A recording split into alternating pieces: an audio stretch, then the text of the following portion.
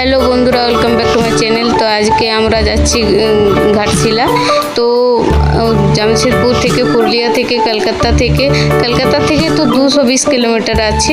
তো এখান থেকে যে আছো সবাই ঘুরে আসতে পারো, খুবই ভালো জায়গা। তো আমরা রাঙ্কিনী মাতার মন্দির প্রবেশ করছি। দেখো এখানে যে জিনিস আছে সব কিন্তু শেয়ার করব। এখানে কালী পুজোর সময় বলি দেওয়া হয়, আর এখানে বৃষ্টি হচ্ছে, তাও ধূপগুলো নেমাচ্ছে না। এটা মায়ের মাহিতি। আর এখানে যারা মানত করে তারা এখানে একটা নারকেল বাঁধে। আর এখানে দেখো বন্ধুরা, স্বয়ং মা কালীর কাছে সবাই পুজো দিচ্ছে। আর পুজো দেওয়ার পরে এখানে আমরা দেখলাম রাধাকৃষ্ণর মন্দির আছে একটা। তো রাধাকৃষ্ণ মন্দির আমরা গিয়েছিলাম। তো বন্ধুরা, তারপর আমরা যাব রামকৃষ্ণ মাঠ। তো রামকৃষ্ণ মাঠ আমরা পৌঁছে গেছি। তো রামকৃষ্ণ মাঠ আমরা পৌঁছে যাওয়ার পর আমরা প্রবেশ করলাম রামকৃষ্ণ মাঠে।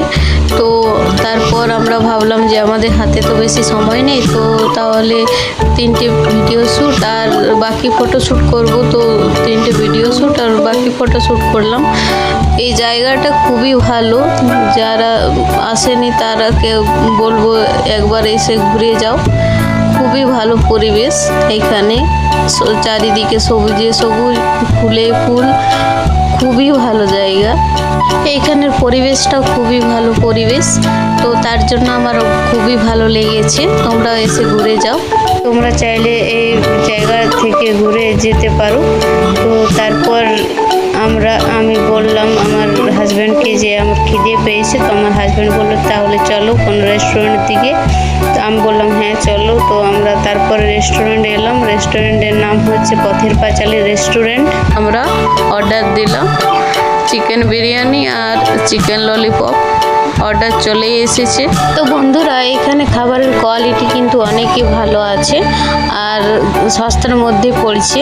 500 থেকে 600 টাকার মধ্যেই তোমরা 3 জনের খাবার পেয়ে যাবে। তো তারপর খাওয়ার পরে আমরা ভাবলাম যে রেস্টুরেন্টে আমরা ফটোশ্যুট করি। তো আমরা জিজ্ঞেস করলাম যে ফটোশ্যুট করতে পারি?